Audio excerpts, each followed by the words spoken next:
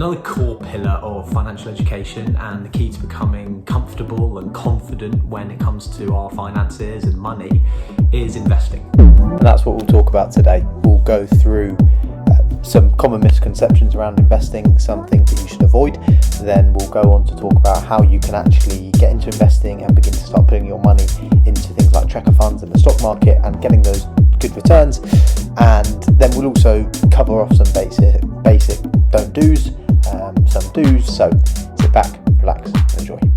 Now, investing is so important, and there's so much spiel and nonsense and over analysis and over complication of what is at its core quite a fundamental and simple topic. Investing has long been kept a secret, kept in the upper echelons of society to suit people in suits, to keep the money amongst themselves. On the whole, it's not really been open to us, when actually there's so much opportunity there and it doesn't need to be overcomplicated. We live in a digital age now where access to it is actually getting a lot easier and a lot more simple, and that's great. But it's important that you don't get caught up in the more complicated stuff. It is where people promise you ridiculous returns in an inconceivable short amount of time, because actually a get-rich-quick scheme doesn't exist. Nowhere. There's no such thing as a get-rich-quick scheme. Investing is a long process. It takes time, it takes effort, it takes discipline. And a real legend who you should know about is Warren Buffett, and he is one of the richest men in the world, and he says always invest for the long term. And it takes a little bit of understanding of some basic concepts, but ignore any get-rich-quick scheme you've ever seen. Day trading, property, whatever it is, they don't exist. They don't work. Now that's out of the way, what actually is investing? Well, like I said in previous videos and like I've said before, investing is like buying a little bit of a big company. So when you invest in something like the FTSE 100 in the UK or the S&P 500 in the US, you are buying a tiny proportion of the biggest 100 or 500 companies in a particular industry, or it might just be the biggest companies in the UK or the US. Whenever they grow, their FTSE 100 aggregates that growth of the top 100 companies, and your money grows with them. And there's a great story in the world of investing which I think sums up the importance of putting your money into an investment account as opposed to just a savings account. There are these twin sisters, one called Katie, one called Rachel. They both get given £1,000 for their 18th birthday. A very generous gift. Actually, Katie and Rachel were quite disciplined. They both sort of had him sort of, they wanted to buy something, but they also both knew they probably should be saving most of it. Rachel takes her £1,000 and says, no, I'm not going to buy anything. I'm going to be really good. I'm going to be disciplined. I'm going to take it and put it into a high street savings bank account, and thinks, job done. I can feel smug. Katie, on the other hand, could not resist the urge. She had her on this coat. She went down to the shop, bought the coat, £50, lovely, but then realised that she was £50 worse off than her sister. But she did have a nice coat. Because she was so competitive, thought, actually, how am I going to get a better return? And she did a bit of research online, and she watched a video by Fill the Gap Education and was like, actually, you know what? I'm going to check out this investing thing. I'm going to look to invest my money in a variety of stocks and tracker funds. So this is exactly what she does. She takes her money, her £950 that's left, and puts it into a tracker fund. It'd be like a world index, invest in everything in the world, a UK one, a US one. She has a little look and puts the money there and thinks, yeah, I'm going to get a good return. Over the first few years, there's not a big difference between the two. You know, Rachel gets a good return on her savings, and Katie goes up and down. After 3 years, they're about the same. But Katie sticks to it, and sticks to her guns. And over 20 years, her decision, when she turned 18, to put the money into the investment account was probably the best decision she ever made. Because over 20 years, the compounding effect of getting that return and getting more than the high street bank was incredibly worthwhile. Because let's say if one year you get 10% back from your investments in the stock market, and if you're constantly adding to it on a regular basis as well with money that you set aside from your income, multiple streams of income of course, if you're doing that, then the compounding effects are exponential. I mean, look at the graph between what would have happened and the difference between what would have happened if you'd invested your money in the S&P 30 years ago and if you'd have just left it in a high street savings bank. I mean, that is crazy. It's crazy. And it obviously does not compare. It doesn't even come close to putting your money in a savings bank. Of course, the stock market can go up and down, but especially if you're a young person, it is always better to put your money in the stock market. And so investing in safe tracker funds served Katie better. And when she was 38, she was laughing. She could have the freedom to do what she wanted because she'd invested early and been disciplined over the course of her life. Rachel had done the same, but she put it in the wrong place. So one thing you might think, yeah, I need to get into this investing thing, or I need to at least save my money. That's a good idea. Saving your money isn't enough. The important step is going just that one bit extra further and putting it into a safe tracker fund, putting it into the stock market. I realise I've used a lot of jargon there, but it's a good story in terms of getting your motivation up and thinking, right, yeah, no, he's right. I need to invest and put it into the stock market. The probably question now that you're thinking is, how do I actually do that? How do I actually put my money and make it work for me over the long run? Because it's easy to open a high street bank savings account. But actually the good news is that it's equally as easy to open an account in the savings in the stock market. And that's because of all the incredible tech that's come out recently. So let's break down how you can actually get your money into these tracker funds and begin to see those returns that Katie saw. So the app that I recommend you starting with is called Trading 212. Now there are loads out there like eToro, Robinhood, even the individual banks like Hargreaves Lansdown and Vanguard will have their own content. But the reason why I like Trading 212 is because their fees are incredibly small, and especially when you're investing in tracker funds, which is what I recommend, they're pretty much negligible. So invest in using Trading 212, you can see what the logo is there. And you just sign up first thing. So you use that bottom right button to sign up. For me, I'm just going to log in. So I'll log in and show you what it's like. But setting it up is really simple as well. It's really straightforward, same as setting up any sort of Monzo account or anything. Now you'll see that there are some options at the top here. Trading 212, Invest, CFD and ISA. It's really important that you come firstly and foremostly into the ISA section. ISA stands for Individual Savings Allowances, and it's worth noting that this is for UK only.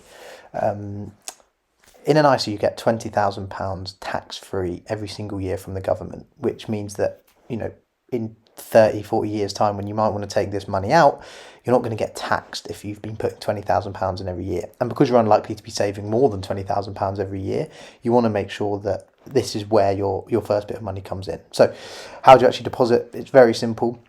Go onto deposit funds and, like anything, just put it in a bank transfer. So link it to your Monzo account or whatever it is, or whatever bank, and send in as much or as little as you want. You may have some savings that you might want to transfer over. I'd recommend that if you don't have an ISA.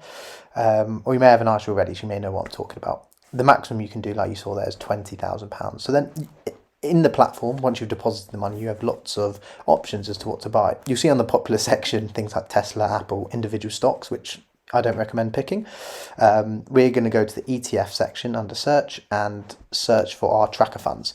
So like I was saying earlier, things like the S&P 500 is a great tracker fund, the FTSE 100 as well. But you may want to pick a particular company to do it. So I know Vanguard are a very reputable company. Those asset managers and those funds are very unlikely to go bust. So you're going to want to come in and use a particular brand. So I use Vanguard, S&P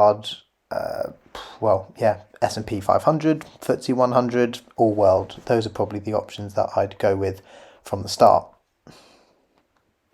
And you can make a list. I'd recommend doing this just to get them in one place. So I've made this one called ISA Investments. Even though I don't really think you need loads of variety in here. These tracker funds cover pretty much every base.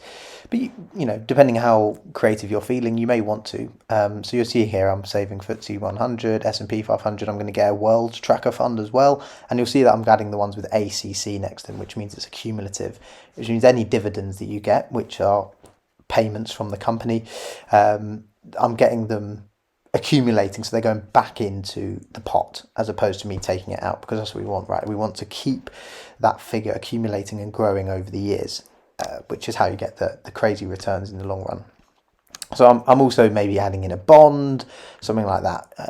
You can look at this yourself, but these are just some places to start. So you may have these as your options, and then you can divvy up your investments as you see fit. So you may be doing this on a regular basis, in which case you can set up your money to come into Trading 212 on a regular cadence, or you may be just putting in a lump sum. This is what I'm showing here, is just putting in a lump sum and distributing the money evenly throughout there. So you'll see again that there are lots of, options at the top: ISA, CFD, Invest. Please never touch CFD. This is where everyone loses their money investing. It's stupid. Stick with the ISA. And if you max out your ISA 1 year because you had, I don't know, were able to invest more than 20 grand, then great. That's brilliant.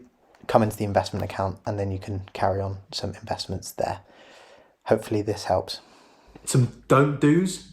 Don't stock pick, because who knows, even if you love Greggs and they're a great stock option, which they probably are, they could go bust at any point. So don't stock pick. And the second thing, which is really important to do, is to get that direct deposit in, because then you don't even see the money and you're just doing it automatically and benefiting yourself in the long run. Then over time, that money's going to compound. It's going to be working for you. Particularly if you're young, it's so important to ride out the waves. You know, at the moment, loads of people are saying, oh, take your money out of this. Hey, you know, like there's so much clickbait, rubbish advice. If you're young, stick your money in an investment tracker fund and just leave it alone. Don't touch it, don't look at it. You want that to be working in the background so that when that is big enough and you're getting that money coming in, you're earning interest off it, you can start to live off that as opposed to living paycheck to paycheck. And the best thing about this is that it takes no effort. So you just stick it, leave it alone, and then get on with living your life and doing the things that you want to do. Obviously, I haven't covered everything that in the world of investment in this short video. I mean, there is so much out there. But hopefully what I have done is shown you the importance of investing in the stock market and not saving your money in just a savings account, putting it into those tracker funds. But also hopefully I've given you a few ideas about the fundamentals. You know, the basics of this is that you don't stock pick. Invest in tracker funds because they're safe. And over time, they are not going to fail. You know you're going to get a good return. So invest in those tracker funds. Do a direct deposit. Make sure it's coming out every single month, because it's that consistency which is key. And that means that you're riding every wave. You're getting stocks when they're high, also when they're low. Basically, you're averaging it out and minimizing risk. And the third thing is just to leave it alone. Let it do its thing. Let it chill out. Let it just grow over time. And when time is an ally, it can be a very effective tool. Investment really is the key when it comes to understanding personal finance. It's not a salary that is going to make you rich when you're older. It's investment that will set you free and give you the freedom to do what you want with your life. If you follow the advice that I've given here, then I guarantee you'll be comfortable when it comes to your finances. But you must ensure that you're investing wisely. And that's why I only ever recommend investing in tracker funds. And as you've seen with compound investing, think about that graph that I showed earlier. The key is leaving it alone. And then you can contribute to it on a regular basis with those direct deposit. And then you just sit back and watch it grow. Watch your opportunities in your future life start to build in that pot. So if there's only one thing that you take away from any of the Fill the Gap videos, it's that saving is not enough. You need to invest, and it's that investment that will set you free. And you must commit to investing a proportion of your income every month. You need to be disciplined every month, set aside amount, even if it's only 10%, that needs to be going into an investment fund, and it needs to be helping build towards something in future. Otherwise, you're never going to be able to get off the rat race and the hedonic treadmill, and you're never going to be able to treat yourself in future. So put your future long-term interests ahead of your short-term interests. And with these tips, you'll be well on your way to becoming financially comfortable and confident, which is what this is all about.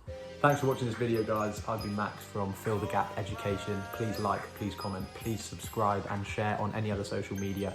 I love interacting with people. I love hearing what you have to say.